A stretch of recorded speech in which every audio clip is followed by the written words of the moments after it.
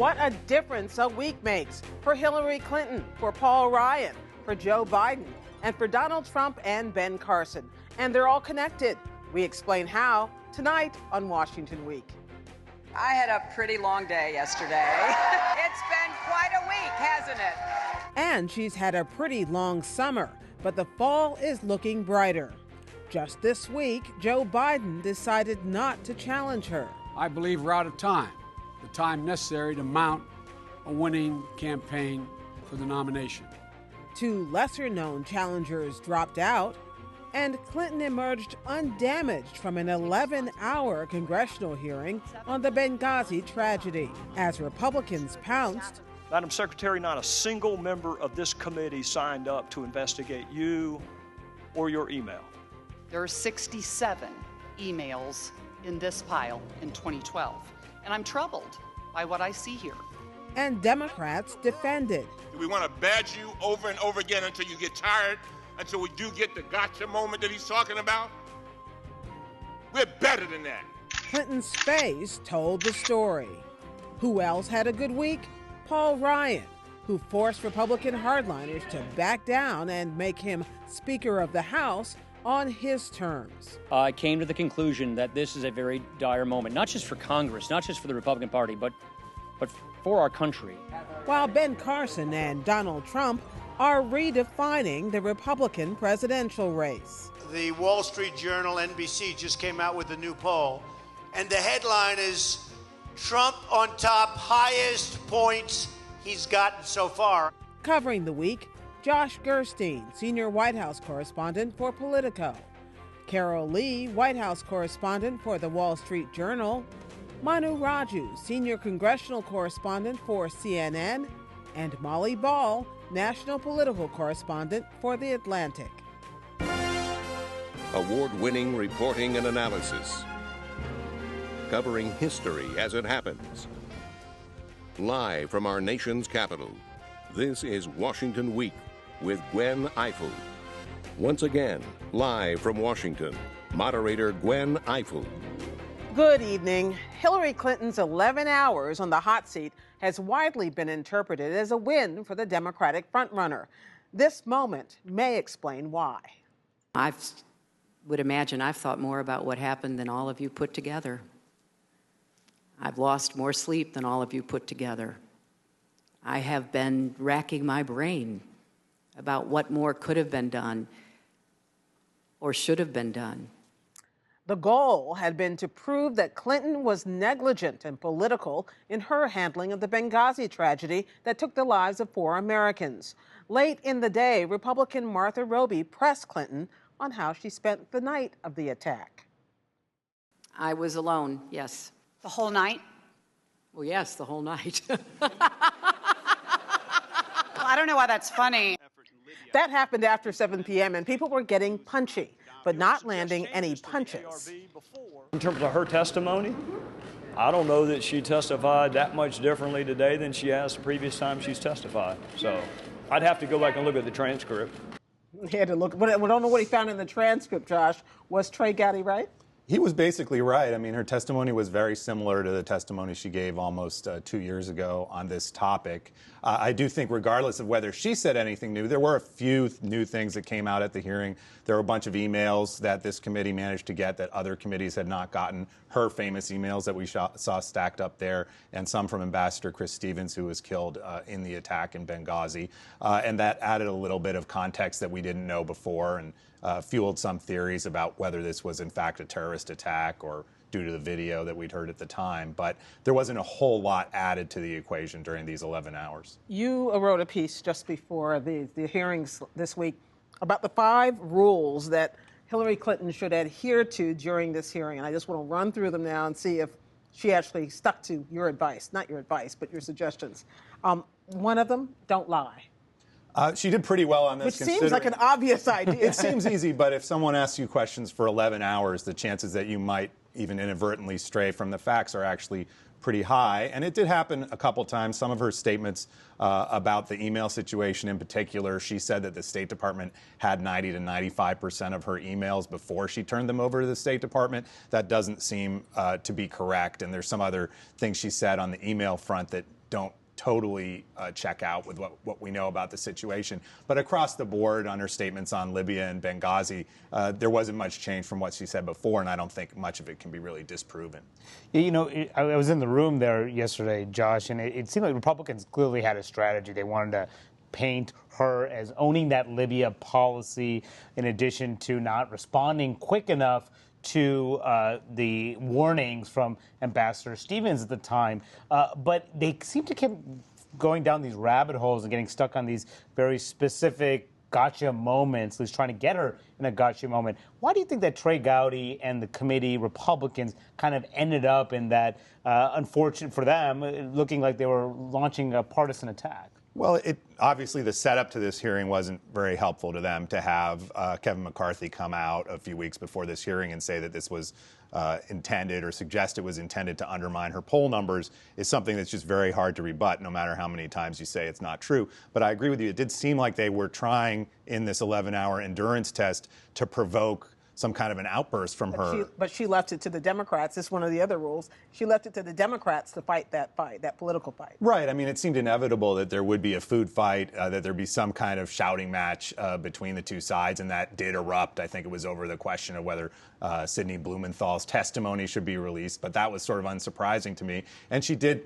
pretty much lean back at that point and let the two sides duke it out. There were times when she seemed to be smiling as the two sides exchanged, and that's probably a better strategy than getting super angry in the face of the Republican onslaught. Is this story done now? Does she have any other hurdles that she needs to clear? Well, I think it's been set back substantially, or the air has been taken out of it a lot, but it's not done. I mean, there are still all these litigation cases that are in court trying to get her emails to come out. There are monthly releases of her emails scheduled through the end of January. And then, of course, lingering out there is this FBI investigation into classified information on her email, and that barely came up at all yesterday during these 11 hours. There was a while there, big long stretch, where this seemed like the House Sid Blumenthal hearing. Why was he such a central figure? Why was there so much fixation on Sid Blumenthal? Well, there seems to be this notion that Sid Blumenthal was effectively her Libya advisor. That's what the Republicans were suggesting, that she was essentially ignoring suggestions and advice from, in particular, Chris Stevens, the ambassador, while Sid Blumenthal had her ear. But it's something that's hotly disputed by Clinton and her team, who say, look, you don't see all the classified briefings she was getting, all the cables she was receiving, all the other advice that she was getting. Just because you see Sid Blumenthal's emails doesn't mean that he was her key advisor on Libya. Before we go on to the next segment, I want to just check off the other things you wrote about. You said don't lie, check. Don't speculate, pretty much check. Don't joke. She didn't joke except for that one little laugh at Martha Roby. She didn't, it says don't interfere with the FBI and stay out of the congressional food fight. So maybe she was reading what you wrote, Josh. And she may have been using that as her script. I don't know. I don't think so. But that's okay. It was a good script. Clinton solidified her frontrunner status in other ways, too. Today, she won the endorsement of AFSCME, the Democratic-leaning mega union. And two other Democrats, Jim Webb and Lincoln Chafee, dropped out of the race, surprising no one. But Joe Biden did surprise. After sending clear signals of presidential ambition for months, he decided against challenging Clinton. And with the president at his side in the Rose Garden, he offered his party a little advice. This party, our nation, will be making a tragic mistake if we walk away or attempt to undo the Obama legacy. Democrats should not only defend this record and protect this record, they should run on the record. By the way, this was Clinton's response today as she was taking her victory lap. I'm not running for President Obama's third term. I'm not running for Bill Clinton's third term. I'm running for my first term. The truth is, the vice president was deliberating until the very last moment, wasn't he, Carol? He was. This was a 3-month-long parlor game, probably the most intense that we've seen in some time. But it really went down to the wire. People around him said that there was one day he would be really in it, and they felt like he was going to run, and the next hour or next day he would feel differently. And in the weeks that ran up to this, that he was back and forth like that. But the whole time he was making all of the steps that anyone who was actually seriously thinking about running would take, which is up until he decided Tuesday night, he was making phone calls to key supporters and, trying to figure out if people were really going to be behind him. Matter of fact, you said in your story that every time they talked about it, he would ask the same question. Who are my supporters again? Who are my supporters again? Yeah, and so he kept saying that in these meetings. So they got to a point a few weeks ago where he felt like the family had come around and that they had reached a point in their grief, which has been substantial and ongoing. They had reached a point where they felt like they could all do this. And so he really started to drill down on the nitty-gritty of the campaign, what the operation would be, who he would hire, where he would get his money. And so he started asking those questions more and more. But in that whole time, he was still not making a decision. And so they had a meeting. He went home to Delaware last weekend, and all of his staff thought that he was going to come back and say that he was running. And they activated this campaign in waiting under that presumption. And Monday morning, he came in and said he wanted more time. And there was a very contentious staff meeting in which his aides finally said, you have to make a decision. You don't have the luxury of another delay. And he agreed to make a decision within the next 2 days. At the risk of another maddening round of speculation, is there any chance he reconsiders? I mean, if Hillary, has another really bad stretch, or if so it looks like a void in the race for whatever reason. At the risk of another round of speculation, Molly. Well, there are folks who read into there's some people talking about his comments that, he didn't formally say no. He said there's no time now, they've run out of time. And so, conceivably, could he, if she was, completely stumbled, perhaps, but he's certainly not actively pursuing. Carol, how much do you think that is a matter of timing? And we all know that Joe Biden really wants to be president. I mean, this would have been his third possible run. If the timing were a little bit different, if it were August, do you think he could do the run, or was it just because we're getting so close to the Iowa caucuses? He didn't have, didn't have any of the infrastructure that you would need for a campaign, and to be able to rev that up in that short of amount of time. And look, his polls, we had a poll that came out on Tuesday after the debate, and his numbers were down. He was not going up. Well, Hillary Clinton had a $77 million head start, too. Right, and he didn't even have a super PAC. I mean, he had nothing. He had the Office of the Vice Presidency, and that's a big platform, but it's very expensive to run a campaign when you're sitting vice president. Why was there so much tweaking of Hillary in the lead up to this announcement? Is there really a substantive disagreement there, or was this just a way to stir the pot while he was making this decision? When you say tweaking of Hillary, you mean the part where he talked about you shouldn't be running against Republicans are not your enemy, taking aim at something she said in the debate? I think there's a genuine disagreement there. It's not unintentional, and. If he did run, he was going to be the standard bearer of the Obama legacy, and he was really good. I mean, that was the only path for him. And I think that there is some frustration among him and others in the White House that she is splitting from them in ways that just appear to be for political gain and not necessarily for actual policy changes or position changes. That one of the things that's lingering out there is, will he endorse her, and if so, when, and what would that mean? And we'll see if that happens in the coming weeks. Joe Biden has a way of quoting his relatives a lot. One of his father's quotes was, "Reality has a way of intruding," and it sounds like that's what happened to him this week. Well, depending on your point of view, another standard bearer had a pretty good week. Paul Ryan, the Wisconsin congressman who was the Republican vice presidential nominee in 2012, said he would run for speaker, but only as a unity candidate. I have shown my colleagues what I think success looks like, what I think it takes to unify and lead, and how my family commitments come first. I have left this decision in their hands. And should they agree with these requests, then I am happy and I am willing to get to work. This seemed to be a tall order for a fractured caucus that chased first Speaker John Boehner and then Majority Leader Kevin McCarthy away and out of the top job. But by week's end, Ryan had the votes. How did he pull it off, Manu? Well, I mean, the House Republican caucus has just been in turmoil since that Boehner announcement last month. Boehner's going to resign, of course, by the end of October. And when McCarthy, who was expected to succeed him, announced that he would not run. Paul Ryan did not want to take this job. He actually turned in that conference meeting. Surprisingly, he turned to John Klein, a Minnesota Republican, and said, "You do this job because I don't want to do it." But it was clear that there was nobody within the Republican conference who could appeal to the various factions, the moderates, the conservatives, the hard-right conservatives, get them all on board, at least some of them, to assemble a coalition in order to get the necessary votes on the House floor, the 218 votes you need to become House Speaker. Now, a lot of that has to do with the fact that he's a national name. Of course, he was a vice presidential nominee in 2012. He has that profile, and he's got a lot of support on the right. Some folks on the far right do not support him because of his views on immigration and other issues that kind of stray from that conservative orthodoxy, but he does have the conservative bona fides that makes him popular among that segment of the base. Was he really as reluctant to take this job as he signaled? I think he really was. I mean, he had a decent job as the House Ways and Means chairman, which is the tax writing committee. He was really invested in tax reform.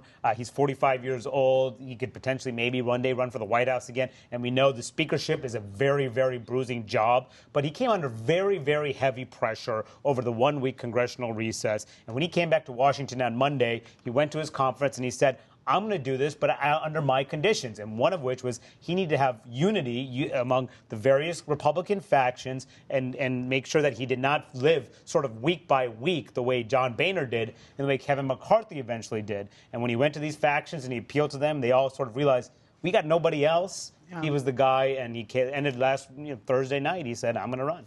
Once he gets in there, once he wins that vote to become Speaker, does he have a strategy for dealing with this incredibly divided conference that so frequently defeated John Boehner? I think this was the easy part. As hard as it was to find unity in this very divided conference, he's going to have the same problems that Boehner had and that McCarthy had. I mean, what McCarthy has been telling what Paul Ryan has been telling these guys is that he's willing to work with them, include them in the process, do sort of a bottom-up approach to legislating, but that does not deal with all the policy conflicts that they're going to have to deal with. Fiscal issues coming up this fall, the debt ceiling, and compromising with the White House, and appealing to that far-right segment is going to be very, very difficult. So he's going to soon figure out why John Boehner had such a hard time.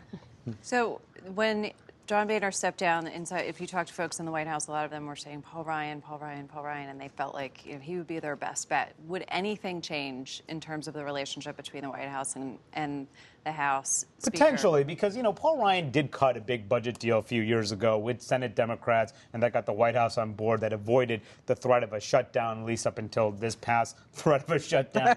And, he's been known to a guy who could reach across the aisle, cut a deal. He did that earlier this year, too, on a Medicare deal dealing with physician reimbursement payments with House Democrats, and that got the White House's signature as well. He is known to be able to do some of that, but those are that's just the tip of the iceberg. It's going to be much more difficult when he's the guy who's in charge of managing the House, managing all these different personalities, and facing that segment on the right, that House Freedom Caucus that controls about 40 votes. If they decide to vote no on things, then he needs to rely on Democrats, and it's just a very unwieldy process when you start going down that road. How long is his honeymoon? Does he get through this debt limit issue in the next few weeks? Where do you see him possibly being tripped up by these same issues? Yeah, I think it's very short. John Boehner wants to, what he said, clean up the barn before he leaves. So next week is going to be a very important week on Capitol Hill because it's Boehner's last week. The leadership elections are Wednesday and Thursday. So assuming Boehner cannot clean up the barn, it'll be up to Paul Ryan to do that. And then we'll see how he manages to raise the debt limit. There's no consensus on how to do that. And also fund the government past December 11th. Not to mention highway funding is about to expire. Congress just has a lot of problems to deal with, and Paul Ryan needs to figure out how to do it now. Cleaning up the barn, what an evocative term. Makes you wonder never mind. As the Democratic primary jockeying narrows, uncertainty reigns on the Republican side, or does it? Polls now consistently show Donald Trump, who loves polls when he's leading them, and Ben Carson, who actually took time off from the campaign trail for a book tour. They're both way out front. It's going to be the most clear-cut election in the history of America. People will be able to decide, do they want a nation that is dominated by a government that tells you what to do? Or do we want a nation that is up for and by the people with a government there to facilitate life, liberty, and the pursuit of happiness? A clear-cut election, but where does this leave Jeb Bush, Marco Rubio, John Kasich, and half a dozen more? Molly Ball wrote this week that it's finally time to believe that Trump is running a serious campaign. What's your reasoning, Molly? Well, what I actually wrote was I think Trump has been running a serious campaign almost from the beginning. It's just taken the media a while to sort of have this sink in. You know, very shortly after he announced, he hired some well-credentialed operatives in Iowa, New Hampshire, and South Carolina. Since then, he's been staffing up, not just in those early states, but in the Super Tuesday states, in the so-called SEC primary states that vote after that, all the way into some of the late March primaries. So he's doing the things that a real candidate would do, and yet we continue to have this suspicion that this is all a lark, that it's not real, that he's just sort of flying by the seat of his waiting pants. for the numbers to collapse, and they don't. And they don't. And in fact, what happened after the last debate, where he seemed to have sort of a weak performance, he did dip a little bit, and then he climbed back up again. And what seems to be happening is some of those Trump voters look around for someone else they could support, and they come back to him because they don't see anybody better.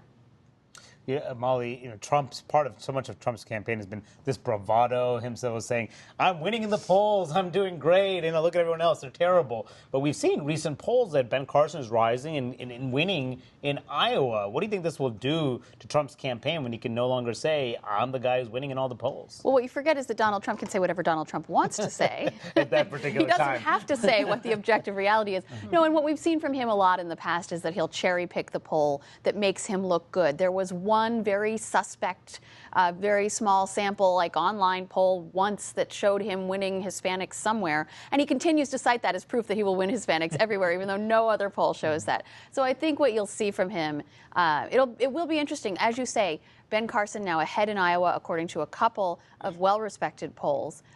Trump still leading everywhere else, still leading nationally. So far, he hasn't wanted to go on the attack against Ben Carson because he says Carson hasn't attacked him. But I wonder if that'll change if Carson starts gaining on him some more. Molly, is there a change among Republican strategists in their thinking about not whether Trump's running a serious campaign, but whether he can actually win? Because many of them thought, oh, it's impossible, and that therefore he will have to collapse because somebody who's not electable can't win. And we saw an interview this week with Mike Murphy, who works for Jeb Bush and has worked for other mainstream candidates, saying, oh, he's still not to be taken seriously. Well, there's always been this feeling that he would inevitably collapse, but nobody ever knew how it would happen. It was just going to be sort of like magic. And there's now, I think, a dawning realization or a turning over of the conventional wisdom, if you will. A lot of Republican establishment types sinking in that, whoa, this could actually happen. He could actually win the nomination because we don't have a way to stop him. You had Joe Scarborough saying that this week. A lot of other Republicans that I speak to, top Republicans, saying, I don't know how this is going to end. I don't know how he's going to be derailed. So this is frightening to those people. But again, I think part of the problem is that there isn't another candidate who's compelling enough to a broad enough swath of the party. The candidate who thought he was going to be the Trump alternative, Jeb Bush, has really plummeted and has not been very strong. And today is actually cutting back his campaign, or start cutting pay for his campaign. Cut salaries across the board, yeah. So how does Donald Trump's organization compare to the other candidates, his competitors? I mean, is it still the same rudimentary campaign operation? Is there some bling to it? Is he everywhere? Is he actually, on the ground in these states? He really is. He's got these operations in all of these states. He also is building a voter file. So when you go to a Trump event, it's very professionally done, and he's taking everybody's information. He's gathering a list of these people. With 16 Republican candidates, it's hard to.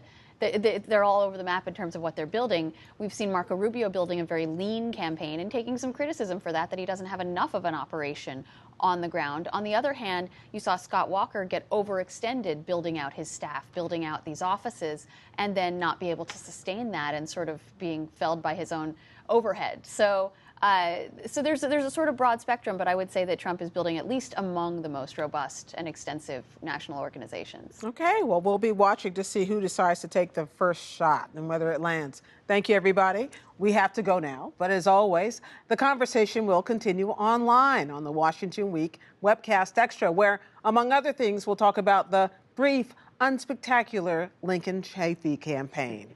You can find it all later tonight and all week long at pbs.org/Washington Week. Keep up with developments with Judy Woodruff and me on the PBS NewsHour, and we'll see you right here next week on Washington Week. Good night.